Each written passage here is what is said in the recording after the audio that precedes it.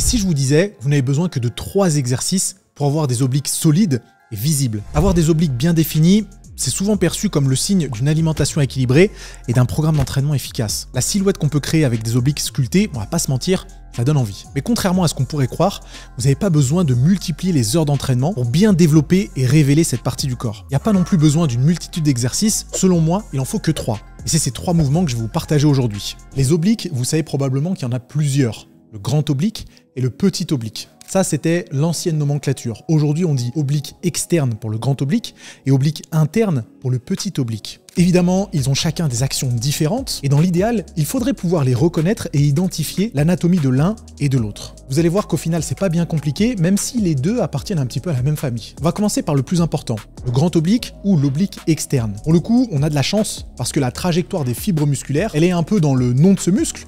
Elles sont obliques. Et l'origine de ce muscle, elle se trouve sur les côtes, entremêlées avec les fibres du dentelé antérieur. Et c'est ce qui donne cet aspect, sur les personnes qui ont un taux de masse grasse assez bas, cet aspect dents de scie qui est, je trouve, très joli. Donc peut-être que dans votre tête, lorsque vous imaginez oblique, vous imaginez justement ces dents de scie. Et ça, c'est pas réellement le muscle. C'est juste la jonction de l'oblique externe et du dentelé antérieur. L'oblique externe, en réalité, c'est un muscle qui est quand même assez imposant. Et son origine est donc sur les côtes et il va se terminer sur le bassin, plus précisément sur le pubis. Donc pour l'oblique externe droit, vous voyez bien que les fibres commencent du côté droit et elles terminent du côté gauche au niveau du pubis. C'est ce qui donne cette trajectoire oblique qui est si distincte de ce muscle-là. Et la bonne nouvelle, c'est que niveau action, ça va être très facile à déterminer. Essayez de visualiser ces fibres musculaires qui se contractent, qui se raccourcissent. Et bien forcément, ça va tirer la cage thoracique vers le bas et vers l'intérieur. Donc on a ce mouvement de rotation qui est typique de la contraction de l'oblique externe. Attention, là je parle d'une contraction unilatérale, c'est-à-dire que quand il y a uniquement le côté droit qui se contracte, eh bien ça va provoquer une rotation et une flexion vers la gauche. Mais par contre,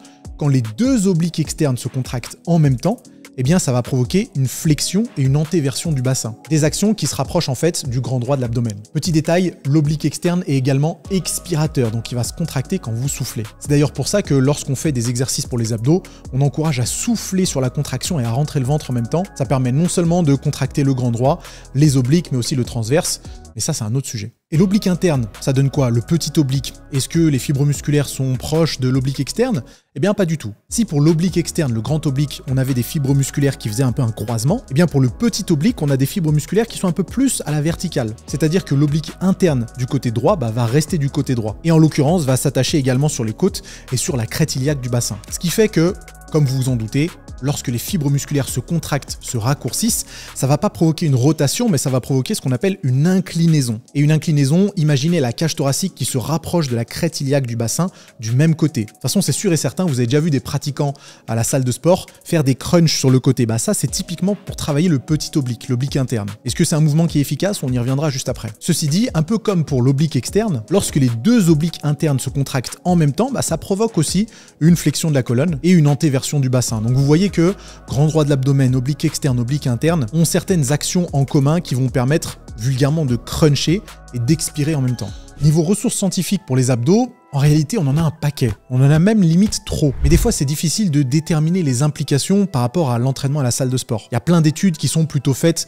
dans un cadre de réhabilitation, réathlétisation, rééducation, à la suite de blessures ou dans des cas très spécifiques pour des sports de performance, par exemple. Lorsqu'on parle d'hypertrophie ou purement d'esthétique, ces études-là, elles n'ont pas trop de cohérence. Je vous partage quand même une étude qui me paraît intéressante, qui date un peu puisqu'elle date de 2009, mais qui traite de l'entraînement des abdos dans sa globalité avec des tests EMG qui ont été faits sur chacun de ces groupes musculaires. L'EMG, je vous rappelle que c'est de l'électromyographie et ça permet de déterminer quels exercices provoquent la meilleure activation musculaire. Enfin, plutôt la meilleure excitation musculaire, mais on peut faire un lien avec l'activation musculaire. Je vous mets bien sûr la référence dans la description. Préparez-vous parce que c'est une étude qui est quand même assez longue, donc pour les plus courageux et les plus curieux d'entre vous, n'hésitez pas. C'est toujours de la culture en plus. Et pendant que vous jetez un œil à la référence de cette étude dans la description, faites aussi un tour du côté du bouton s'abonner. Je suis sûr que vous appréciez ces conseils et que vous allez pouvoir les appliquer à la salle de sport. Si c'est le cas, la meilleure façon de me remercier, c'est de s'abonner à la chaîne, activer les notifications, mettre un petit commentaire pour le référencement et me dire ce que vous pensez de ce type de vidéo. Je serais très heureux d'avoir votre avis là-dessus. Donc abonnez-vous et nous on passe à la sélection d'exercices pour les obliques. Ok, aujourd'hui, j'ai 3 exercices pour vous que vous allez pouvoir faire dans une séance abdos et rassurez-vous, je vous partagerai toutes les autres variables juste après avec le nombre nombre de séries, les tempos, les répétitions, etc. Les exercices pour les abdos, on a l'embarras du choix.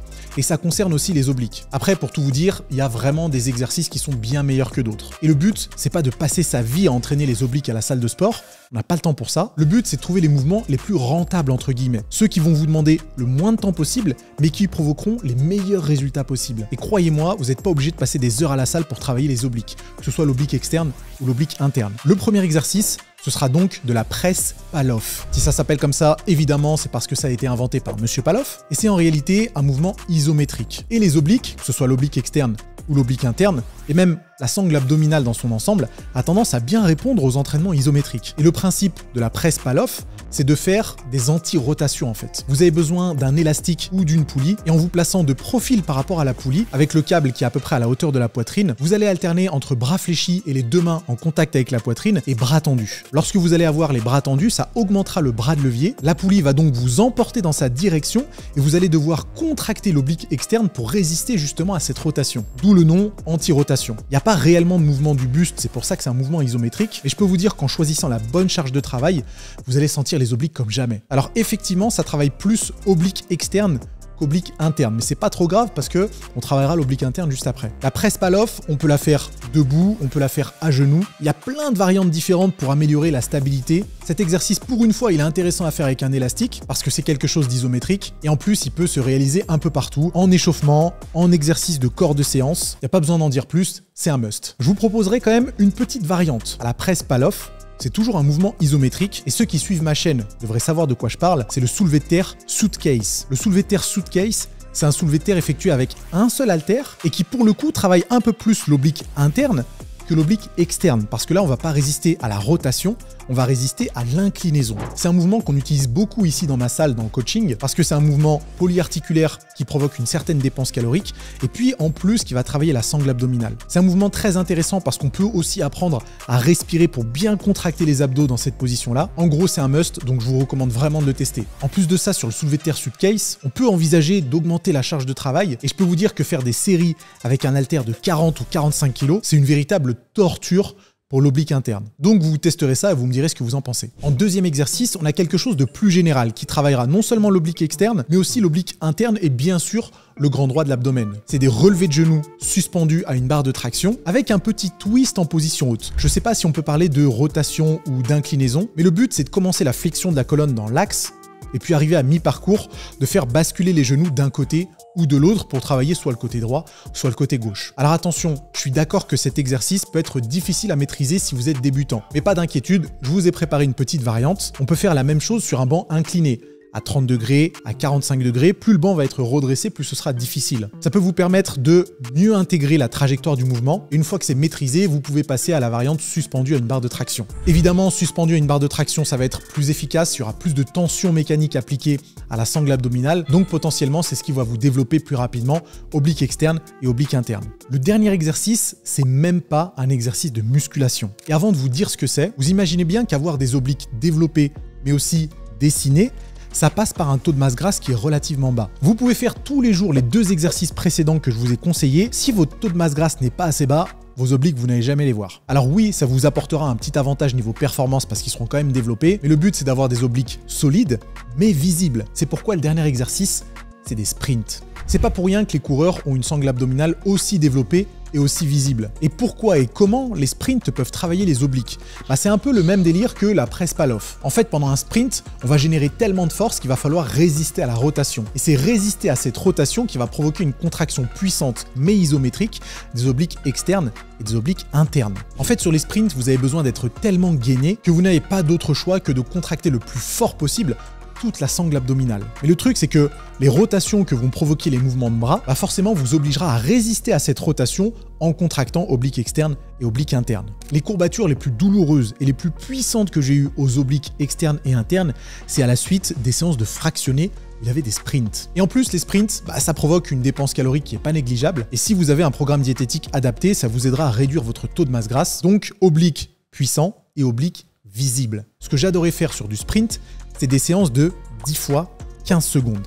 Et les 15 secondes d'accélération, les 15 secondes de sprint, elles doivent être faites à fond. Vous êtes à la vitesse maximum, vous êtes à la puissance maximum. Vous ne laissez absolument rien en réserve. C'est pour ça qu'il ne faut pas faire des sprints qui sont beaucoup plus longs. Quand on passe sur du 30 secondes, du 1 minute, etc., on ne peut pas forcément être à la vitesse maximale. Et si vous n'êtes pas à la vitesse maximale, vous aurez moins besoin de contracter toute la sangle abdominale. Avec la presse Pallof, le relevé de genoux et les sprints, vous avez pour moi les seuls 3 exercices nécessaires pour avoir des obliques solides et visibles. C'est bien beau d'avoir ces 3 exercices, mais comment on va les faire? Comment on va les organiser pour avoir une séance cohérente et efficace? On commence donc par la presse Pallof. Sur cet exercice, je vous propose 6 séries. Vous m'avez bien entendu, 6 séries. Mais le problème de la presse Pallof, c'est qu'il faut faire les deux côtés. Donc vous aurez 3 séries du côté gauche et 3 séries du côté droit. Et vous alternez de la façon suivante, gauche, droite, gauche, droite, gauche, droite. 6 séries en tout. Je vous propose donc 6 séries de 10 répétitions, sachant qu'une répétition, c'est un développé vers l'avant. On le fait à 10 reprises et on n'a pas besoin de trop de récupération sur cet exercice-là, parce que lorsque le côté droit travaille,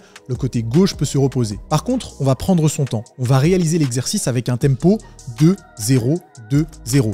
Donc 2 secondes sur le développé et 2 secondes sur le, on va appeler ça un tirage, même si c'est pas un tirage. Si vous êtes un pratiquant expérimenté, on peut même envisager de bloquer 2 secondes bras tendus, là où la position est la plus difficile. Par contre, attention, en fonction de la charge de travail que vous allez sélectionner, ça peut être vraiment difficile de résister à la rotation. Donc au début, ne marquez pas de temps d'arrêt lorsque vous avez les bras tendus, et plus vous progressez, plus vous pouvez envisager de rallonger la longueur des répétitions. Si vous décidez de faire du soulevé de terre suitcase, on garde les 6 séries, puisqu'il y en aura 3 à gauche et 3 à droite. On garde les 10 répétitions. Par contre, là, niveau récupération, il faudra récupérer un peu plus que la presse Pallof, puisque le soulevé de terre suitcase, ça engage aussi le reste du corps, donc ça peut être potentiellement un peu fatigant. On poursuit avec le relevé de genoux. Ce que je vous conseille sur le relevé de genoux, c'est de faire toutes les reps d'un côté, avant de récupérer et de faire toutes les reps d'un autre côté. On peut voir certains pratiquants qui alternent gauche et droite au fur et à mesure des répétitions. Je trouve que c'est plus facile de se concentrer sur un seul côté et de ne pas faire des va-et-vient qui peut provoquer pas mal d'inertie et réduire la qualité de la contraction. Donc là, on peut rester sur 4 séries. 2 à gauche, 2 à droite, d'un maximum de répétitions. On va jusqu'à l'échec. C'est un mouvement effectué au poids du corps. On peut difficilement charger, donc on va pas se casser la tête avec un nombre de répétitions. On en fait le plus possible. Sur ça, pareil que pour le soulevé de terre suitcase, ça va être difficile d'avoir des récupérations trop courtes. Je vous propose plutôt des récupérations libres. Je serais tenté de donner 30 à 45 secondes.